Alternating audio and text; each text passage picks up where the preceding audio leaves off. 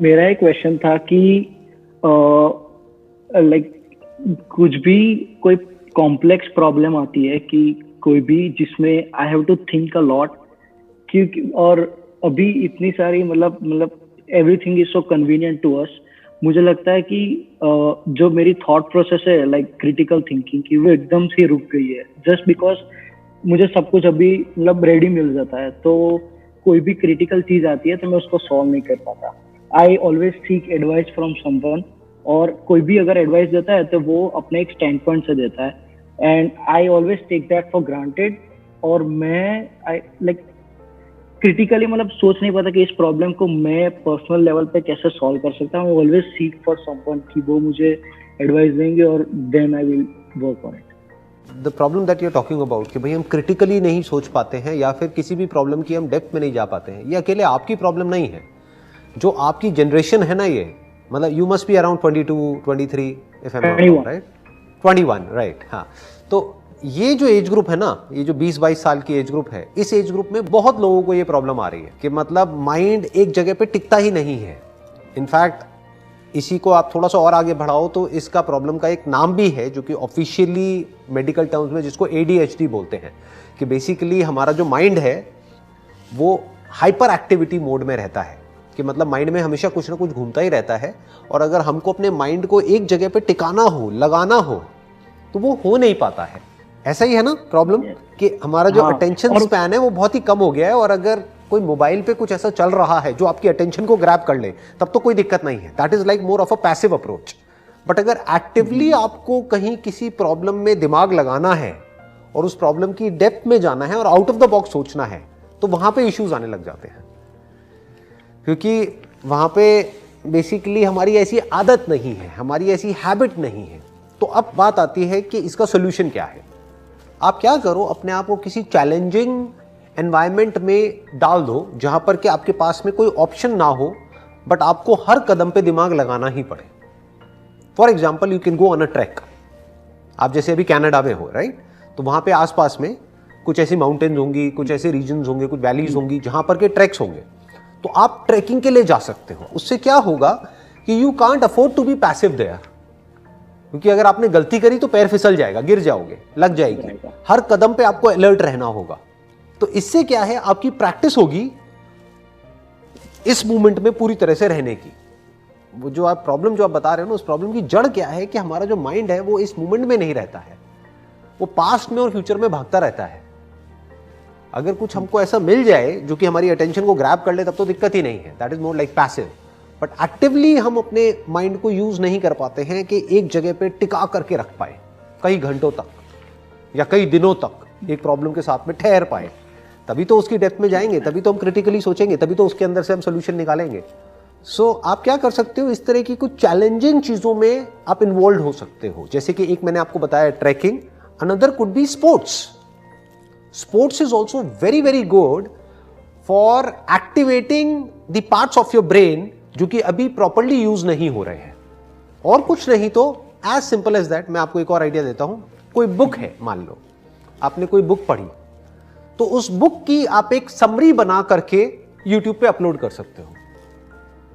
अब आपका सवाल होगा कि इससे क्या फायदा होगा, कौन देखेगा, कौन नहीं देखेगा। That is not important. Important is कि आप एटलीस्ट कुछ एक्टिवली कर रहे हो। वो यूट्यूब चैनल ग्रो होगा या नहीं होगा, आई डोंट नो, वो किसी को नहीं पता। हो सकता है हो जाए, बट मैं क्या कह रहा हूं कि एटलीस्ट एक बुक को जब आप पढ़ोगे और उसको आप क्रिटिकली एनालाइज करोगे, उस बुक को कंडेंस करके उसकी एक समरी बनाओगे। मतलब मान लो वो बुक जो कि एक्चुअल में अगर उसको ऑडियो बुक में कन्वर्ट किया जाए वो 4 घंटे की है, उसको आप 5 मिनट की समरी में कन्वर्ट कर रहे हो, तो आपको दिमाग लगाना पड़ेगा ना, आपको लिखना पड़ेगा, आपको सोचना पड़ेगा, फिर आपको ये दिमाग लगाना पड़ेगा अच्छा 5 मिनट में मैं इसको कैसे बोलूं। तो एक पूरा का पूरा एक कॉम्प्रिहेंसिव एक एक्शन प्लान बन रहा है। तो जब आप इस तरह से कुछ चीजें करोगे, और हो सकता है वो करने में आपको मजा आने लग जाए। करना कुछ भी नहीं है, फ्री का चैनल है, वो आपने बनाया, अपना वहां पे अपलोड किया, और आप तो वैसे ही कनाडा में बैठे हो, तो अगर उस बुक की समरी को लोग देखने लग गए और सुनने लग गए, तो होगा क्या कि आपको डॉलर्स में पैसा आएगा ना, राइट? और कुछ नहीं तो आपकी जो क्रिटिकल जो थिंकिंग है ना, वो डेवलप होगी ability. So what I am saying is do something in which you can't afford to be passive. आजकल जो सबसे बड़ी प्रॉब्लम है आपकी जनरेशन की, वो प्रॉब्लम क्या है कि ये जो जनरेशन है वो पैसिव होती चली जा रही है, बॉडी के लेवल पे भी और माइंड के लेवल पे भी। We need something to occupy our attention, मतलब हमको अपनी अटेंशन को कंट्रोल करके एक जगह पे टिकाना नहीं आता है। That is a big problem. Physically भी हम लेजी होते चले जा रहे हैं, मेंटली भी लेजी होते चले जा रहे हैं। तो डू समथिंग जिससे कि आप फिजिकली भी एक्टिव हो। एग्जैक्टली देखो, जब लेजी हो गए आप मैं बताता हूं आप क्या कहने वाले थे। आप ये कहने वाले थे कि मन में कुछ ना कुछ घूमता रहता है, राइट? वो घूमता रहता है, बोलते रहते हैं अपने आप को ही कुछ मन में, हम अपने आप को कुछ ना कुछ बोलते रहते हैं जिसका आपस में कोई कनेक्शन नहीं होता है। मतलब अंदर ऑर्डर नहीं है, डिसऑर्डर है। कभी कुछ आ जाता है, कभी कुछ आ जाता है, कभी कुछ आ जाता है, और इन 5 बातें जो आई उनका आपस में कोई कनेक्शन ही नहीं है। ये नहीं है कि एक लाइन ऑफ थॉट है जिसके अंदर हमारा थॉट जा रहा है, कुछ भी आता रहता है रैंडम। अंदर एक रैंडमनेस है, एक ऑर्डर नहीं है, एक फ्लो नहीं है। ऐसा ही है ना, यही है ना प्रॉब्लम? हाँ। तो अब इसका मैं आपको सोल्यूशन बता रहा हूं, वो क्या है। जो प्रॉब्लम की जड़ है वो क्या है कि हम पैसिव होते चले जा रहे हैं, फिजिकली भी और मेंटली भी। तो जैसे ही आप फिजिकली और मेंटली पैसिव हो जाओगे, आप लेजी हो जाओगे, एंड जब आप लेजी हो जाओगे तो माइंड ओवर एक्टिव हो जाएगा, माइंड ओवर थिंकिंग के मोड में चला जाएगा। मतलब माइंड तो हाइपर एक्टिव हो गया और फिर एक लूप बन जाएगा। माइंड जितना ओवर एक्टिव होता चला जाएगा उतना ही फिजिकली आपको बुरा लगेगा। जितना फिजिकली बुरा लगेगा, अब आपके उल्टे इमोशंस और फीलिंग्स भी ट्रिगर हो जाएंगे। Now you will get into that loop which is called the loop of whatever you would like to call it as overthinking. उसी को और आगे एक्सटेंड कर दो तो anxiety related to future, depression related to the past, and uncertainty about the present, कि अभी क्या हो रहा है। तो हम हर तरफ से फंस गए। तो मैं आपको इसका सॉल्यूशन बता रहा हूं कि सॉल्यूशन क्या है। फिजिकली एक्टिव हो जाओ, वो कैसे होना है वो आपकी चॉइस है, वो आपकी कॉल है। फिजिकली एक्टिव हो जाओ, मेंटली एक्टिव हो जाओ, not in the sense of over thinking. Mentally active का लोग गलत मतलब निकाल लेते हैं, वो कहते हैं यार मेंटली तो पहले से ही बहुत एक्टिव है, बहुत कुछ घूमता रहता है माइंड में। नहीं, वो चिंता है। मैं जिसकी बात कर रहा हूं वो चिंतन है। दोनों में बड़ा फर्क है। एक होता है चिंता, कि हमको चिंता हो रही है कि कल क्या होगा, कल ऐसा क्यों हुआ, ये क्या हो रहा है, वो क्या हो रहा है, ये कैसे होगा, वो कैसे होगा, ये सब चिंता है, ये स्ट्रेस है। मैं जिसकी बात कर रहा हूं वो चिंतन है। चिंतन मतलब thinking, critical thinking, logical thinking, analytical thinking, and if required imaginary thinking. बहुत बार आपको चीजें इमेजिन करनी होती है।